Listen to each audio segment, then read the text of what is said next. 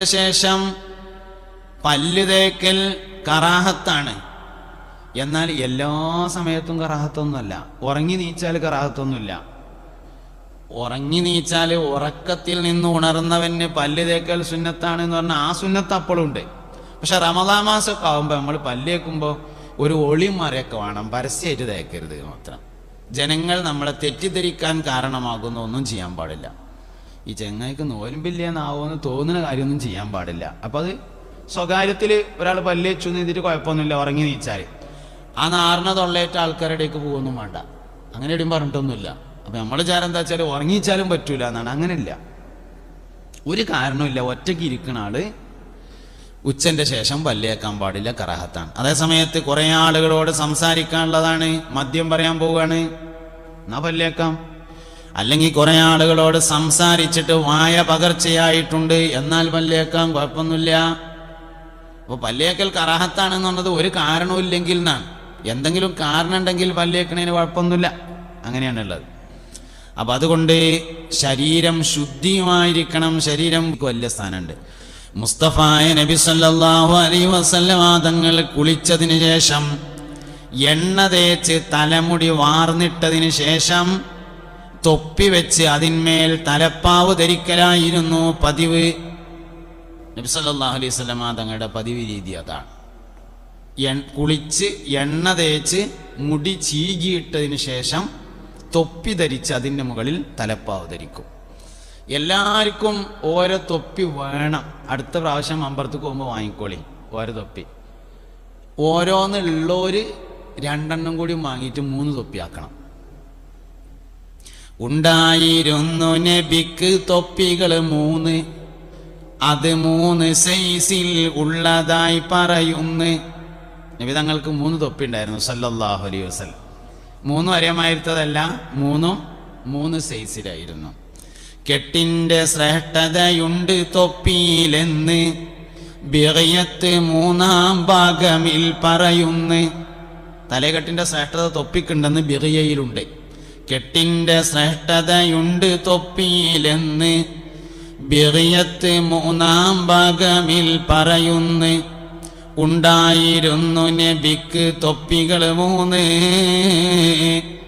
അത് 3 സൈസിൽ ഉള്ളതായി പറയുന്നു.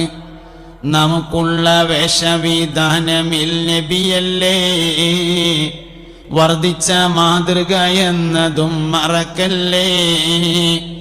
യാ ഹയ്യ മുസ്ലിം വേഷമിൽ സംതൃപ്തിതാ, അനുകരണവും അതിനോട് തന്നൊപ്പിച്ചുതാ. അപ്പൊ എല്ലാവർക്കും ഓരോ തൊപ്പി വേണം, എല്ലാവർക്കും ഓരോ വെള്ളക്കുപ്പായം വേണം. എന്നുണ്ടാണ്ട, ഓരോന്ന് ഉണ്ടായാൽ മതി. എന്തേ കാരണം? ഇൽബസു മിൻ സിയാബികുമുൽ ബയാദ വകഫിനു ഫിഹാ മൗതാകും ഹബീബുനാ റസൂലുള്ളാഹി. നിങ്ങൾ നിങ്ങളുടെ വസ്ത്രങ്ങളിൽ നിന്ന് വെള്ള വസ്ത്രം ധരിക്കുകയും നിങ്ങളിൽ നിന്ന് മരണപ്പെട്ടവരെ അതിൽ കഫൻ ചെയ്യുകയും ചെയ്യുക എന്ന് ഹബീബുനാ റസൂലുള്ളാഹി സ്വല്ലല്ലാഹു അലൈഹി വസല്ലം പഠിപ്പിച്ചിരിക്കുന്നു. അപ്പൊ ഈ ഈ കൽപ്പന അനുസരിക്കുന്നതിന്റെ ഭാഗമായിട്ട് ഓരോ വെള്ളക്കുപ്പായ എല്ലാവർക്കും വേണം. എന്നിടണ്ട, വെള്ളിയാഴ്ച പള്ളിയിൽ പോകുമ്പോടുക, മരിച്ചോടത്ത് പോകുമ്പോടുക. ഒരു തൊപ്പി എല്ലാവർക്കും വേണം, അരയിൽ വെക്കുക. അല്ലെങ്കിൽ ടവലായാലും മതി തൊപ്പിന്റെ സ്ഥാനത്ത്. ഒരു ടവൽ എല്ലാവർക്കും വേണം, അരയിൽ വെക്കുക. മരിച്ചോടത്ത് യാസീനോദുമ്പോൾ എടുത്തുകൊണ്ട് തലയിലിടുക. മരിച്ചോടത്ത് യാസീനോദുമ്പോൾ അങ്ങനെ എല്ലാവരും തല മറക്കുമ്പോൾ നമ്മളെടുത്തൊന്നും ഇല്ലാഞ്ഞാൽ പറ്റൂല. അപ്പോൾ പോക്കറ്റിൽ നിന്ന് എടുത്തിട്ട് തലയിൽ, പോക്കറ്റിൽ ആദ്യം ഉണ്ടെങ്കിലല്ലേ എടുത്തിടാൻ പറ്റുള്ളൂ. അപ്പോൾ പോക്കറ്റിലൊന്നും വേണം എല്ലാവർക്കും. ജീവിതം റമദാൻ മാസം കൊണ്ട് മാറണം എല്ലാ നിലക്കും. എന്നാലേ റമദാൻ സാറില്ല എൻ്റെ തെറ്റിയിട്ടില്ല. റമദാൻ മാസം ആവുമ്പോൾ നമുക്ക് ജീവിതം മാറണം. കരണ്ട് വയ്ക്കുക ആയിക്കോട്ടെ. റമദാൻ മാസം കൊണ്ട് ജീവിതത്തിന് മാറ്റം വേണം എന്തെങ്കിലുമൊക്കെ. അപ്പോൾ കഴിഞ്ഞ കൊല്ലത്തെ മാതിരി തന്നെ കൊല്ലത്തെ റമദാനായ അതുകൊണ്ട് വലിയ മെച്ചമൊന്നുമില്ല. കഴിഞ്ഞല്ലോ റമദാൻ ആദ്യത്തിൽ വന്നുകൊണ്ട് ആ മുസാഫൊക്കെ എടുത്ത് വെച്ചാണ്ട് ഓതി 4 പേജ്. ഇക്കൊല്ലം റമദാൻ വന്നപ്പോൾ മുസാഫൊക്കെ എടുത്തേണ്ടാണ് തുടങ്ങി 4 പേജ്. അതിൻ്റെ അപ്പുറത്തേക്ക് ഇക്കൊല്ലം നീങ്ങിയില്ലെങ്കിൽ ഒരു കൊല്ലം നമ്മളിവിടെ ഏറെ ജീവിച്ചതിന് എന്ത് കാര്യമുള്ളത്? ആയുസ് പറഞ്ഞാലേ നമ്മൾ ദീർഘായുസിന് തുറക്കുമല്ലോ. പക്ഷെ നമുക്കൊക്കെ ദീർഘായുസ് തരട്ടെ. സംഗതി വണ്ടിൻ്റെ ചോട്ട് വെട്ടാൽ ഷഹീദിൻ്റെ കൂലി കിട്ടും. വെള്ളത്തിൽ കൂടി വലിച്ചു പോയാൽ ഷഹീദിൻ്റെ കൂലി കിട്ടും. അത് വേണ്ടാന്ന് വെച്ചിട്ടാണ് നമ്മൾ എഴുതി വരക്കണത്. പഠിച്ചോനെ ദീർഘായുസ്സ് തരണേ. എന്താ കൊണ്ടുള്ള കാര്യം? ഒരു കൊല്ലം ഏറെ ദുന്യാവിൽ നിന്നാൽ ഒരു കൊല്ലത്തെ ഈമാനും തഖ്വയും കൂടണം. അതിനാണ് ഒരു കൊല്ലം ഏറെ നിൽക്കുന്നത്. 60 വയസ്സുള്ള ആൾക്കും 61 വയസ്സുള്ള ആൾക്കും ഒരേ ഈമാൻ പോരാ. 61 വയസ്സുള്ള ആൾക്ക് ഒരു കൊല്ലത്തെ ഈമാനും തഖ്വയും കൂടുതലുണ്ടെങ്കിൽ ഒരു റമദാനും മുതലായി, ഒരു റബീഉൽ അവ്വലും മുതലായി, ഒരു ബറാത്തും മുതലായി, ഒരു മുഹറവും ഒരു മിഅ്റാജും ഒക്കെ മുതലായി. അതല്ല 60 വയസ്സിൽ അങ്ങനെ തന്നെയാണ്. 63 ലേശം കുറഞ്ഞിക്കുകയാണെങ്കിലോ വെറുതെ ഒരു കൊല്ലം ഇവിടുത്തെ ചോറുന്നാണ്ട് ഒരു കാര്യം അതുകൊണ്ട് ഇല്ലാതായി എന്നാണ്. ഒരു കൊല്ലം നമ്മളെ ഏറെ ദുന്യാവിൽ നിന്നാൽ അപ്പൊ കഴിഞ്ഞ കൊല്ലത്തെ റമദാനിനേക്കാൾ ഈ കൊല്ലത്തെ റമദാനിൽ നമുക്ക് എന്താണ് ഈമാനിലും തഖ്വയിലും വർധനവുള്ളത് എന്ന് ആലോചിച്ച് നോക്കിയിട്ട് 29 അന്ന് അല്ലെങ്കിൽ 30 അന്ന് സൂര്യൻ അസ്തമിക്കുമ്പോൾ നമ്മുടെ ഖൽബ് നമ്മളോട് പറയണം അൽഹംദുലില്ലാഹ് ഇക്കൊല്ലത്തെ റമദാൻ മുതലായിട്ടുണ്ട്. വേറെ ആരുമല്ല പറയണ്ടേ, നമ്മളെ ഖൽബ് പറയണം നമ്മളോട് ഇക്കൊല്ലത്തെ റമദാൻ മുതലായി. എന്നാൽ നമുക്കൊരു കൊല്ലം മുതലായി. ഇല്ലെങ്കിൽ ഒരു കൊല്ലം നഷ്ടമാണ്. ഒരു റമദാൻ കഴിഞ്ഞു അടുത്ത റമദാൻ വരികയാണ് എന്ന് പറയുമ്പോൾ നമ്മൾ ഒരു പുതിയ കൊല്ലം വരുന്നുണ്ട് എന്നല്ല ശരിക്കും ആലോചിക്കേണ്ടത്. നമ്മൾ ആയുസ്സെന്നൊരു ഒരു കൊല്ലം പോകുന്നുണ്ട് എന്നാണ്. മാറുന്നു മാസങ്ങൾ കൊല്ലങ്ങളാഴ്ച ഗടികൾ കണക്കേ നിൻ ആയുസ്സിൻ തീർച്ച. ഷുജായി മൊയ്തു മൊലി പാടിയതാണ് സഫലമാല. മാറുന്നു മാസങ്ങൾ കൊല്ലങ്ങളാഴ്ച ഗടികൾ കണക്കേ നിൻ ആയുസ്സിൻ തീർച്ച. പഴയ കാലവും പുതിയ കാലവും തമ്മിലൊരു വ്യത്യാസമുണ്ട്. പഴയ കാലത്ത് ഒരു വെള്ളിയാഴ്ച കഴിഞ്ഞാൽ അടുത്ത വെള്ളിയാഴ്ചയാകാൻ 7 ദിവസം ഉണ്ടായിരുന്നു. ഇന്നിപ്പോൾ ഒരു വെള്ളിയാഴ്ച കഴിഞ്ഞാൽ അടുത്ത വെള്ളിയാഴ്ചക്ക് ആകെ ഒരാഴ്ചയേ ഉള്ളൂ. ഇന്നലെയും വെള്ളിയാഴ്ച, ഇന്നും വെള്ളിയാഴ്ച, നാളെയും വെള്ളിയാഴ്ച. എന്നേപ്പോൾ ഒരു വെള്ളിയാഴ്ച കഴിഞ്ഞ് ഇനിയിപ്പോൾ നാളെ വെള്ളിയാഴ്ചയായി. ഒരു നഖം മുറിച്ചാൻ വരെ നമുക്ക് നേരമില്ല. പുതിയാപ്പിള വന്നിരിക്കുമ്പോൾ നഖം മുറിച്ചാത്ത ആളെ ഞാൻ കണ്ടിരിക്കണം. ഒരു മനുഷ്യൻ എല്ലാ നിരക്കും ഒന്ന് വൃത്തിയാകുക പുതിയാപ്പിളവുമ്പോഴാണല്ലോ. നല്ല തുണിക്കുപ്പായൊക്കെ എടുത്ത് താടി മുടിയൊക്കെ ഒന്ന് നേരാക്കി ഒന്ന് ഉഷാറായിട്ട്. എന്നാൽ നിക്കാഹിന് വേണ്ടി പുതിയാപ്പിള വന്നിരിക്കുമ്പോൾ നഖം മുറിച്ചാത്ത ആളെ ഞാൻ കണ്ടിട്ടുണ്ട്. ഒരാളൊന്നല്ല, കുറേ ആൾക്കാരെ കണ്ടിട്ടുണ്ട്. പിന്നെ ഇപ്പം എന്നാ ഓൻ മുറിച്ച് കഴിഞ്ഞപ്പോൾ ഓന് വെള്ളിയാഴ്ചയും വലിയൊരുന്നാൾ ഒരുമിച്ച് നോക്കും കാര്യമല്ല, മുറിച്ചൂല. പുതിയാപ്പിള ഓൻ മുറിച്ചാത്ത പിന്നെ അതുകൊണ്ട് നഖം മുറിക്കണം എല്ലാവരും. ഒരു മനുഷ്യൻ്റെ വൃത്തിയുടെ പ്രധാനപ്പെട്ട അടയാളം നഖം മുറിക്കലാണ്. റുക്കൂക്ക് പോകുമ്പോൾ കാലുമക്ക് നോക്കിയാൽ അറിയാം ആൾക്ക് വൃത്തി ഉണ്ടോ ഇല്ലയെന്ന്. അവനവൻ്റെ കാലുമക്ക് ആദ്യം നോക്കിയാൽ മതി, അടുത്തുള്ളവർക്ക് നോക്കണ്ട. അവനവൻ്റെ നോക്കിയാലും കാണുമല്ലോ. കയ്യുമത്തെ പിന്നെ മുറിക്കും, കാലുമത്ത് മുറിക്കാൻ ഭയങ്കര മടി ആൾക്കാർക്ക്. 10 ഫിത്രത്ത്, 10 പ്രകൃതങ്ങളെ മനുഷ്യൻ സൂക്ഷിക്കണം. അതിലെ ഏറ്റവും പ്രധാനപ്പെട്ടതാണ് നഖം മുറിക്കല്. നഖം മുറിക്കുക അത് മനുഷ്യൻ്റെ ഫിത്രത്താണ്. കുളിക്കുക, സുഗന്ധം ഉപയോഗിക്കുക. റമദാനിൽ പറ്റൂല, രാത്രി പറ്റും. നോമ്പ് തുറന്നാൽ അത്തായം കഴിച്ചാലൊക്കെ സുഗന്ധം ഉപയോഗിക്കാം. പകല് മാത്രമേ പറ്റായുള്ളൂ. രാത്രി ഉപയോഗിച്ചതിൻ്റെ വാസന പകലിൽ നിലനിൽക്കുന്നതിന് വിരോധമൊന്നുമില്ല. അത്തായം കഴിഞ്ഞതിൻ്റെ ശേഷം ശരീരത്തിൽ സുഗന്ധം പൂശിയ ഒരാളെ ആ വാസന നേരം വെളുക്കുമ്പോൾ ഉണ്ടായി നിന്നിട്ട് കുഴപ്പമില്ല. പകൽ സമയത്ത് ഉപയോഗിക്കാൻ പാടില്ല എന്നുള്ളൂ. വാസനിക്കണതിന് കുഴപ്പമൊന്നുമില്ല, വാസന തടുത്താൻ നിൽക്കണമല്ല. അപ്പോൾ നോമ്പ് തുറന്നതിന് ശേഷം കുളിക്കലും നല്ലതാണ്.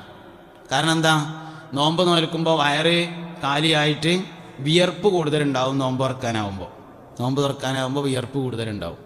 അപ്പോൾ വിയർപ്പ് കൂടുതലുണ്ടാകുമ്പോൾ നോമ്പൊക്കെ തുറന്ന് വെള്ളം ചെല്ലുമ്പോൾ നല്ലോണം വിയർപ്പ് പുറത്തേക്ക് വരും. അപ്പോൾ നല്ല തേച്ചുരച്ച് കഴുകണം. ദൽക്കുൽ ആവാവ്, അംഗങ്ങൾ തേച്ചു കഴുകുക എന്നത് പ്രധാനപ്പെട്ട സുന്നത്താണ്. നാളെ ഒരാളിനോട് ചോദിച്ചു, ഈ ഫിസിയോതെറാപ്പി ഇസ്ലാമിൽ പറഞ്ഞിട്ടുണ്ടോ ചോദിച്ചു. ഫിസിയോതെറാപ്പി ഇസ്ലാമിൽ പറഞ്ഞിട്ടുണ്ടോ ചോദിച്ചു.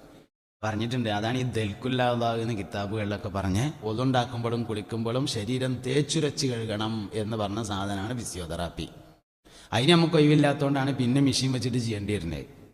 എന്നും കുളിക്കുമ്പോൾ നല്ലോണം ചാരിയിട്ട് തേച്ചുരച്ച് കഴുകുകയാണെങ്കിൽ ഒരു ഫിസിയോതെറാപ്പി വേണ്ടി വരില്ല. പക്ഷെ നമുക്ക് ഒഴിവില്ല. റമദാൻ മാസത്തിൽ നോമ്പ് തുറന്നതിന് ശേഷം തേച്ചുരച്ച് കുളിക്കുക എന്നത് പ്രധാനപ്പെട്ട ഒരു വിഷയമാണ്. പ്രത്യേകമായി ഫളുലുള്ള കാര്യമാണ്. അതുകൊണ്ട് റമദാനിൽ നല്ലോണം വൃത്തി സൂക്ഷിക്കണം. എല്ലാ സമയത്തും നമ്മൾ സൂക്ഷിക്കണം. ശരീരം വൃത്തിയാവാനും കൂടിയാണ് യഥാർത്ഥത്തിൽ നോമ്പ്. നിയ്യത്ത് തെറ്റരുത് എന്ന് മാത്രം. അതായത് നമ്മുടെ ശരീരത്തിൽ പ്രധാനമായുമുള്ള വേസ്റ്റുകൾ, ഒന്ന് മലം, മറ്റൊന്ന് മൂത്രം, മൂന്നാമത്തെ ഒന്ന് വിയർപ്പ്, നാലാമത്തെ ഒന്ന് എയറോബിക് വേസ്റ്റ് എന്ന് പറയുന്ന കാർബൺ ഡൈ ഓക്സൈഡ്. 5 വേസ്റ്റുകൾ നമ്മുടെ ശരീരത്തിലുണ്ട്. ഒന്ന് മലം, മറ്റൊന്ന് മൂത്രം. മൂന്നാമത്തേത് വിയർപ്പ്, നാലാമത്തേത് എയറോബിക് വേസ്റ്റ് അഥവാ കാർബൺ ഡൈ ഓക്സൈഡ്. നാല് മാലിന്യങ്ങളെ പുറത്ത് കളയണം. നന്നായിട്ട് മൂത്രയിക്കണം. മൂത്രം എന്ന നിഅമത്തിനോടുള്ള മനുഷ്യന്റെ നിഷേധമാണ് മൂത്ര സംബന്ധമായ അസുഖങ്ങൾ എന്നാണ്. നമ്മൾ ഏത് അമല് ചെയ്താലും ഭക്ഷണം കഴിച്ചു കഴിഞ്ഞാൽ അൽഹംദുലില്ലാ എന്ന് പറയും. ഏത് നല്ല കാര്യം ചെയ്താലും അൽഹംദുലില്ലാ എന്ന് പറയാം. എന്നാലും മൂത്രമൊഴിച്ചു കഴിഞ്ഞാൽ മാത്രം ഗുഫ്റാനക അൽഹംദുലില്ലാ എന്ന് പറയാം. മൂത്രമൊഴിച്ചു കഴിഞ്ഞാൽ ചൊല്ലണ ദിക്റ് ഗുഫ്റാനക അൽഹംദുലില്ലാഹില്ലദീ അദ്ഹബ അന്നിയൽ അദാ വഅഫാനി. ഗുഫ്റാനക, അല്ലാഹുവേ നിന്നോട് ഞാൻ പൊറുക്കൽ തേടുന്നു, അൽഹംദുലില്ലാ എല്ലാ സ്തുതിയും നിനക്കാകുന്നു. എന്താ ഗുഫ്റാനക? അല്ലാഹുവേ നിന്നോട് പൊറുക്കലിനെ തേടുന്നു. ഒഴിച്ചത് ഏതായാലും ഒഴിച്ചു, ഇനി മേലാലും ഒഴിക്കൂലെന്ന്. മൂത്രമൊഴിച്ചു കഴിഞ്ഞാൽ ചൊല്ലണ ദിക്റാണത്. ഏത്?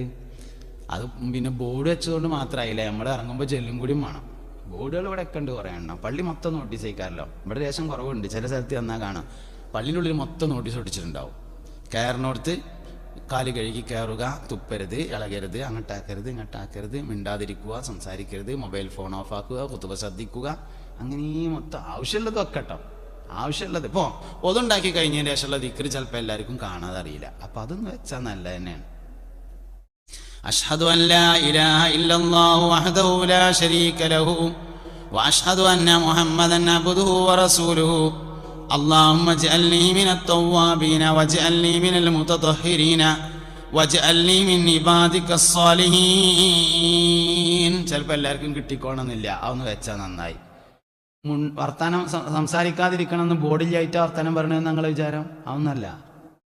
ബോർഡ് ഉണ്ടായതുകൊണ്ടും ഉണ്ടായിരിക്കില്ല. അത് ബോധമാണ്. മനുഷ്യന്മാർക്കൊരു ബോധം വേണം, എന്നാ ഉണ്ടായിരിക്കും. അങ്ങനെയാണത്. അല്ലാതെ അത് നോട്ടീസിന്റെ പ്രശ്നമല്ല.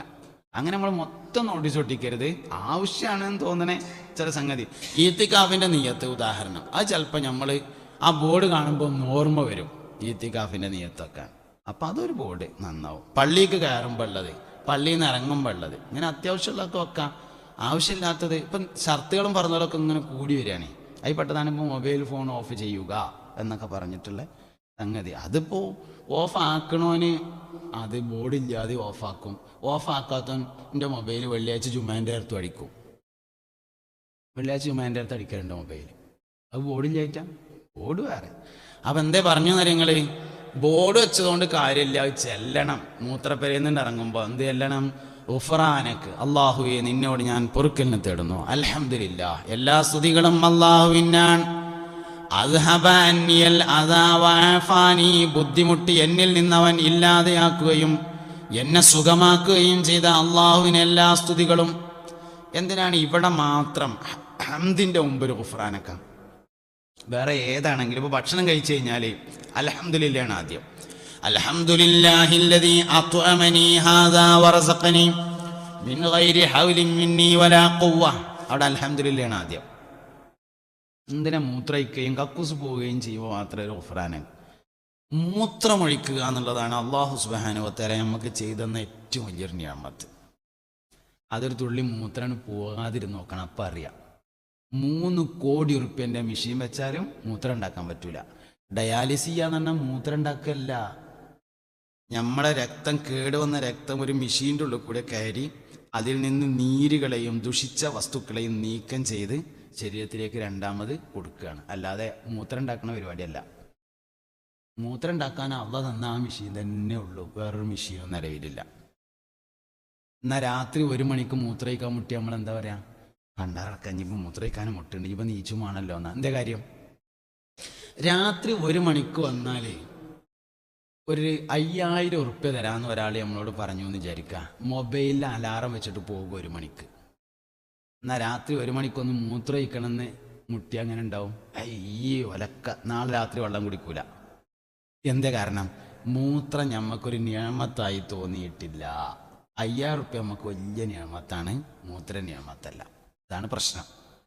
അല്ലാഹു സുബ്ഹാനഹു വ തആല നമുക്ക് ചെയ്തിരുന്ന വലിയൊരു നിയമത്താണ് മൂത്രയിക്കൽ. ഈ നിയമത്തിൻ്റെ നിഷേധമാണ് യഥാർത്ഥത്തിൽ മൂത്രവുമായി ബന്ധപ്പെട്ട പ്രശ്നങ്ങൾ എന്നാണ്.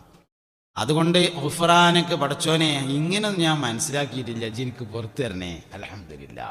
മനുഷ്യൻ നിഷേധിക്കുന്ന നിയമത്തുകളിലെ ഏറ്റവും വലിയ നിയമത്താണ് മൂത്രമൊഴിക്കുക എന്ന നിയമത്ത് എന്നാണ്. അപ്പം എന്തേ പറയാൻ കാരണം? 4 മാലിന്യങ്ങളിൽ നിന്നാണ് മനുഷ്യൻ ശുദ്ധിയാവേണ്ടത്. ഒന്നാമത്തേത് മൂത്രം, രണ്ടാമത്തേത് മലം, മൂന്നാമത്തേത് വിയർപ്പ്. നോമ്പ് കൊണ്ട് വിയർപ്പ് നന്നായിട്ട് ശുദ്ധിയാവും. വൈകുന്നേരം ആകുമ്പോൾ നന്നായിട്ട് വിയർക്കും. ആമാശയം കാലിയായാൽ വിയർപ്പ് കൂടുതലുണ്ടാവും. ശരീരത്തിൻ്റെ ഉള്ളിൽ നിന്ന് മോശമായ സാധനങ്ങളൊക്കെ പുറത്തേക്കും.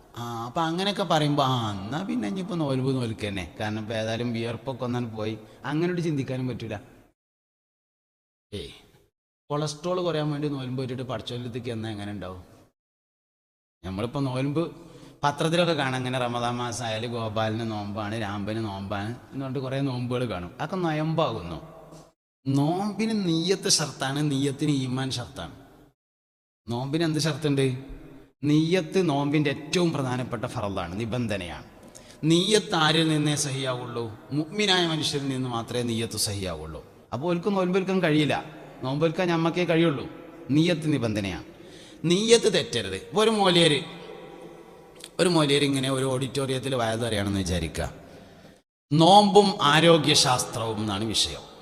വേറൊരു മോലിയർ അപ്പുറത്ത് വേറൊരു ഓഡിറ്റോറിയത്തിൽ നോമ്പും റയ്യാൻ എന്ന സ്വർഗത്തിൻ്റെ വാതിലും എന്നാണ് വയതറിനെന്ന് കരുതുക. എന്നാൽ നമ്മളെന്ത് വിചാരിക്കും? ആ നോമ്പും ആരോഗ്യം പറയണ ആ വാതിലൊന്ന് പോവുക, അതാണ് ഇപ്പോൾ കേൾക്കേണ്ടത് എന്നാണ്. ആഖിറത്തിൻ്റെ കാര്യമൊക്കെ ദുന്യാവിന് വേണ്ടി ചെയ്യാൻ പറ്റിയാൽ ഭയങ്കര ഉഷാറാവും നമ്മൾ. നിസ്കാരം യോഗയാക്കുക. ഇപ്പോൾ യോഗക്കൊക്കെ പോലെ തുടങ്ങിയതിന് ശേഷം അപ്പോൾ നിസ്കാരത്തിലൊക്കെ ഭയങ്കര കോൺസെൻട്രേഷൻ കിട്ടുന്നുണ്ട്. അങ്ങനെയൊക്കെയാണ്. നിസ്കാരം യോഗയാക്കുക, നോമ്പിനെ നമ്മൾ പിന്നെ വേറെന്തൊക്കെ ആക്കി മാറ്റുക, ഇങ്ങനെയൊക്കെയാണ് നമ്മളെ പരിപാടികൾ. അപ്പം അതുകൊണ്ട് നീയത്ത് തെറ്റരുത്. സംഗതി ഇതുകൊണ്ടാണ് ഉണ്ടാവും. സംഗതി നോമ്പുകൊണ്ട് ശരീരത്തിൽ നിന്ന് വിയർപ്പ് ധാരാളമായി പുറത്തേക്ക് പോകും എന്നുള്ളതൊരു യാഥാർത്ഥ്യമാണ് വൈകുന്നേരമാകുമ്പോൾ. അതുകൊണ്ട് നോമ്പ് തുറന്നതിന് ശേഷം നന്നായിട്ട് തേച്ചരച്ചിട്ട് കുടിക്കൽ നല്ലതാണ്. പള്ള ബൂന്നാക്കിയിട്ടല്ല കേട്ടോ, അത്യാവശ്യം ചെറിയ നോമ്പ് തുറ എന്ന ഭക്ഷണം കഴിച്ചതിന് ശേഷം കുളിച്ചിട്ട് പിന്നെ ഭക്ഷണം കഴിക്കുകയാണ് വേണ്ടത്. പള്ളക്കൂടി ഇങ്ങനെ ഫുള്ളാക്കിയതിന് ശേഷം കുളിക്കാനൊന്നും പറ്റില്ല. നോമ്പ് തുറ എന്ന കർമ്മം നടത്തിയതിന് ശേഷം നന്നായിട്ട് വെള്ളമൊഴിച്ച് തേച്ചരച്ച് കുളിച്ചതിന് ശേഷം ശരീരം വൃത്തിയാവണം, വസ്ത്രം വൃത്തിയാവണം. നമ്മളെപ്പോഴും വൃത്തിയുള്ള ആളുകളായി മാറണം. അപ്പോൾ ശരീരത്തിൻ്റെ വൃത്തി നോമ്പുമായി വളരെ ബന്ധമുണ്ട്. അപ്പോൾ ഒന്നാമത്തേത് ശാരീരികമായ വൃത്തിയാണ്. രണ്ടാമത്തേത് അവയവങ്ങൾ തെറ്റിൽ നിന്ന് ശുദ്ധിയായിരിക്കുക. അതാണ് രണ്ടാമത്തെ ശുദ്ധി എന്ന് പറഞ്ഞത്. ശരീരത്തിൻ്റെ അഅ്ളാഉകൾ മോശമായ കാര്യങ്ങളിൽ നിന്ന് ശുദ്ധിയായിരിക്കലാണ് രണ്ടാമത്തത്. ഇങ്ങോട്ട് നോക്കി നിങ്ങൾ ഉണ്ടോ എന്നുള്ളതാണ് വിഷയം.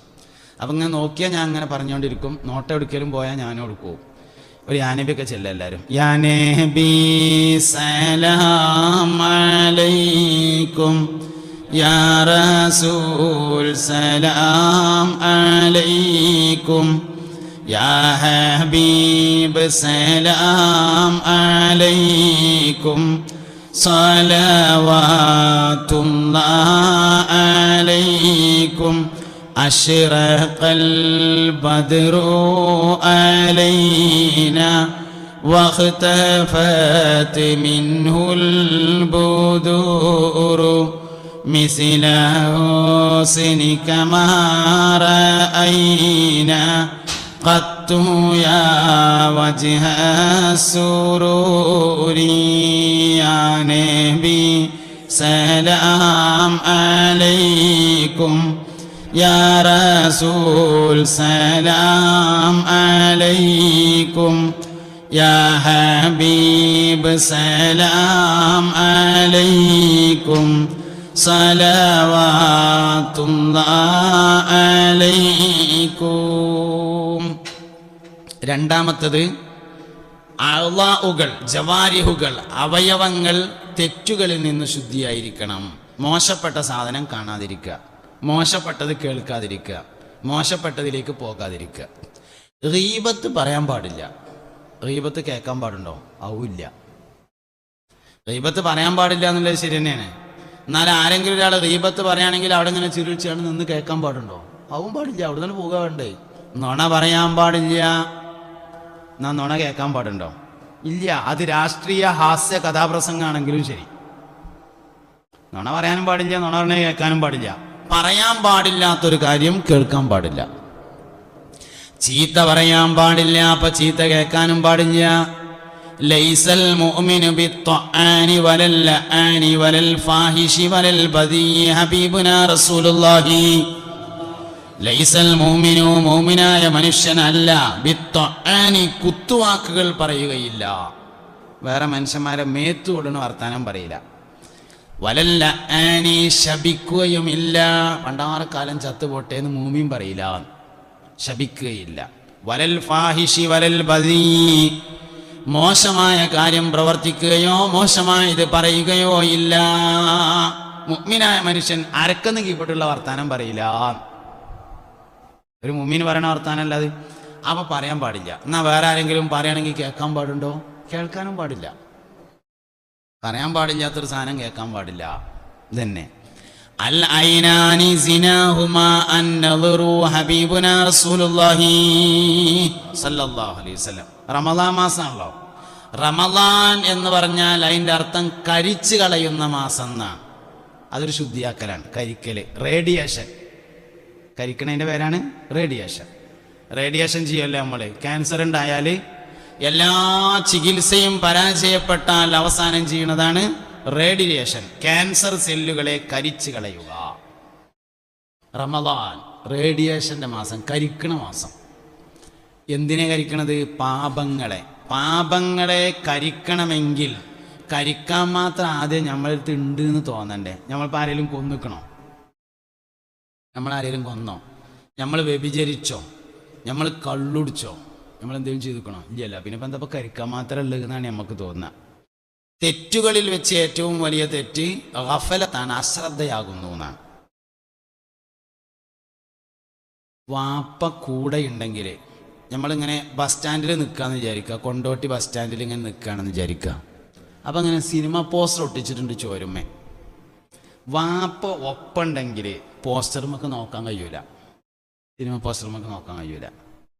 എത്ര സ്ട്രോങ് ഉള്ള വാപ്പയായിട്ടും കാര്യമില്ല. മൂപ്പര് പെരയിലാണെങ്കിൽ നോക്കാതിരിക്കൂല. വാപ്പ നല്ല സ്ട്രോങ് വാപ്പയാണ്, പക്ഷെ മൂപ്പര് എവിടെയുള്ളത്? പെരയില. വാപ്പ എന്ത് വേണം? കൂടെ ഉണ്ടാവണം. മനുഷ്യൻ്റെ ഏറ്റവും വലിയ തെറ്റ് അള്ളാഹു കൂടെയുണ്ട് എന്ന വിഷയത്തിനെ തൊട്ടുള്ള അശ്രദ്ധയാകും.